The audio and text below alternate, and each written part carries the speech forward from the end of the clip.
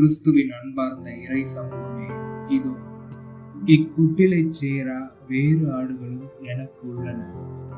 நான் அவற்றையும் நடத்திச் செல்ல வேண்டும். அவையும் எனது குரலுக்கு செவி சாய்க்கும்.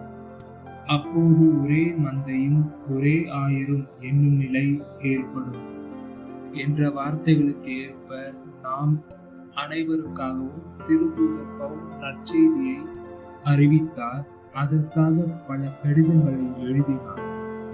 அவற்றுள் சிலவற்றை பகிரும் முயற்சியே இது. பின்வரும் இந்த காணொளி தொகுப்பை பார்க்கவும்.